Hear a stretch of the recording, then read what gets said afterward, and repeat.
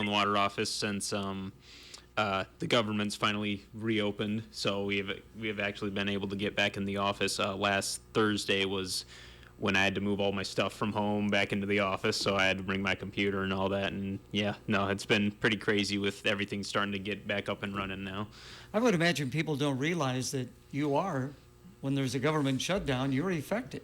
Yeah, a little bit, because I rely somewhat on federal funding, stuff like that, and we're not totally dependent on it. So if when we had the government shut down, we weren't completely shut down. Like how NRCS, they weren't allowed in the buildings and they had to wait for their uppers to kind of say what's going on. But with me, it's like I'm state government, so it's like I rely on it and it does affect me, but it also doesn't completely knock me out of the game or out of business during that time.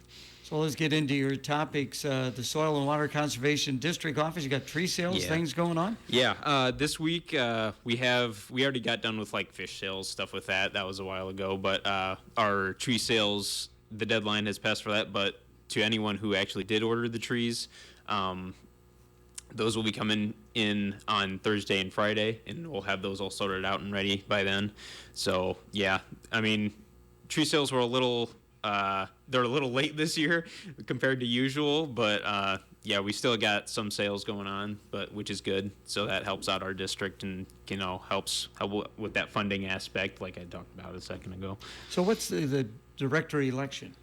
The director election, we actually have every year. An election goes through. It's now, instead of 2 directors, we're going to be doing 3 because we have a total of 5 directors. But it kind of flip-flops, and each, if anybody's interested, we'll have like a sign-up for if they want to be put into like the ballot box or something like that. And if they're interested in being a director, we can have a bunch of people sign up, but in general, we'll have 3 elected for this year. Are these generally landowners, or who's involved with this? Yeah, pretty much anyone who is in Whiteside County, owns land within Whiteside County, and can say, this is my land or I live here. I mean, is of legal voting age, can basically sign up and be part of the directors. So the deer are running. I see them out there. There's no doubt about that. Oh yeah, no, they're running all around. I mean, especially with harvest concluding now, there's a bunch of open areas, and during the rut season, the bucks are chasing after all the does, and it's there's just open field, so they're just trying to get away to a hiding spot and stuff like that, and especially during dawn and dusk, they're really on the move.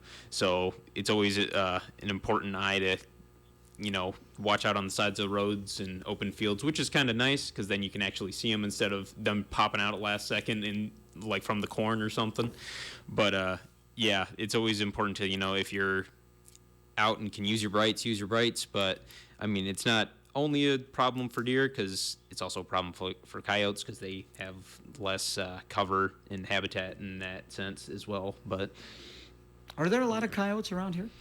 There's a decent amount. I'm pretty sure in Iowa there's a fair decent amount. In Illinois, it's pretty similar. I mean, as for like habitat wise, cornfields and various little forests. So I don't think there's too big of a difference considering the habitat wise, but it's pretty similar. Lots of hunting.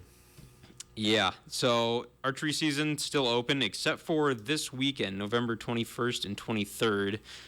There's going to be firearms are open during this weekend, and archery season's going to kind of halt. So, during that weekend, but it'll reopen back up. But during that time, you're not really allowed to raccoon hunt, coyote, woodchuck, squirrel, a bunch of other species. But during November 1st, which is already started, but during all this month, and it still goes on for a while, there's the rabbit, pheasant, quail, and partridge season.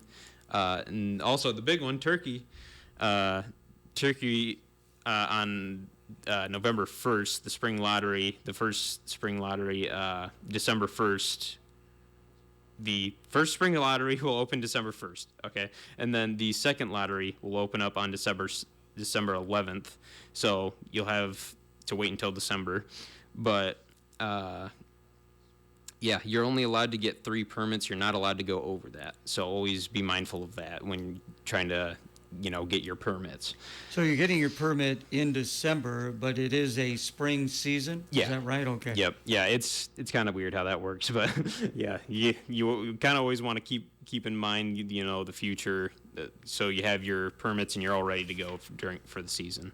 But yeah, it's always good to check out the DNR website for those permits and to see how many are left, see if they actually have any left, because I know sometimes they have some left over, and you can get them over the counter if they have any kind of just laying around. But also just looking at the DNR website, and they're they got hunting magazines that give a bunch of useful hunting regulation information. I know Dave, who used to do the show. He did a lot of hunting, trapping, and different things like that. Do you do anything like that, Blake? No, I do not actually. I've only gone hunting for like raccoons once when I was really small. But I mean, I wouldn't be opposed to the idea of going out and doing it, but because I get it, like it's fun, but like I guess really never just have gone out and done it. I don't know, just like have just to go out and do it one day. I don't know. It's just maybe Dave will take you. Yeah. Frost seeding, what's that? Yeah, frost seeding. It's actually a pretty good time to go do that. It's basically planting when the seed is dormant. Usually do it in the late fall or early spring when the soil's all frozen and usually some snow cover. You end up going out, broadcasting the seed.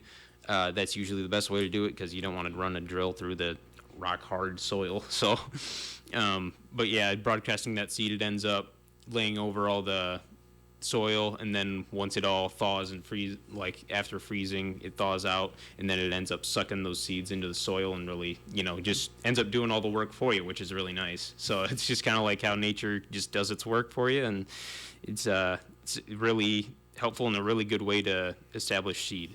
Is this primarily for like grass seed? Yeah, like prairie plant seed. Like I know there's a lot of like little blue stem, big blue stem, like all the regular native prairie grasses. Okay. So good time to prune your trees? Yes. Yep. Because when you prune your trees, you don't want to get them susceptible because you're cutting off a branch or something like that, and you don't want like an infection to get in there or end up rotting out the inner part of the tree. So this is a good time to do it because those infections and all that aren't going to be able to affect it as well. So when you're cutting it, you don't want to cut too far because it's not going to be able to heal itself, as well as cutting way too close also won't be able to heal itself. You want to cut in the perfect spot right after the bark ridge and the collar, which the collar is like a little bump right like on the bottom part of the branch that comes up. You'll see a little nub, and you want to cut kind of after that. And then also the bark ridge is just kind of like a thick layer of bark right on the like crevice that's coming up. But why is November a good time to do this?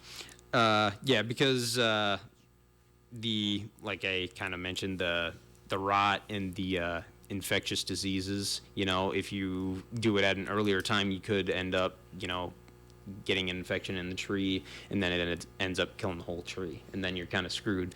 But doing that, all the bugs and insects and all that are going away, and it's just way safer. And even if you can wait even a little longer, maybe into December, you can also do that as well. I mean, just during the winter time in general is usually a good time. Again, visiting with Blake from Whiteside County. We're well into November, but this is no-till November? Yeah, yep.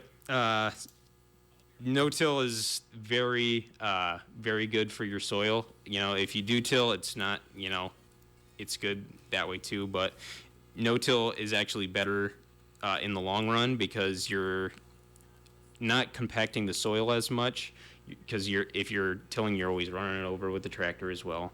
But I mean, eventually you're gonna have to do that anyway. But it just helps reduce that soil compaction more. But also with less soil compaction comes more porosity, which water can run down, trickle through, and do more deep watering, which is better for roots. and also keeping mycorrhizal fungi intact. So then, have you ever heard of mycorrhizal fungi? No, I have not. Okay. I have No, not. I've always heard about this, and it's really, really helpful to plants because it has this kind of relationship with plants and the fungi because I guess fungi or fungi, however you want to say it, it goes out and gets nutrients and kind of feeds it to the plant, while the plant kind of helps it back by providing sugars and feeding it back to the fungi with the sugars. So it's kind of a trade-off between the two. So they're helping each other work out. And if you're tilling that, fungi framework or network, you're essentially just tearing that all out, and then they're gonna have to regrow and reestablish itself, and it ends up hurting that relationship more. And our final point today, and thank you so much for coming in. Yeah. Ready for hibernation. Yeah, we got the frogs and toads, and I guess insects are as well. But we have all those going into hibernation, and the frogs and toads, they like to live in deep mud or deep leaves in the cold because they can't really regulate their own body temperature as well. So, I mean, because they're ectotherms, but since we're endotherms, we have better body regulation temperature and stuff like that. But yeah, they're laying in the ground, so just so you know where they're at. But they'll come back in the spring. So if people want to find out more information about the Whiteside County Soil and Water Conservation, how can they do that, Blake?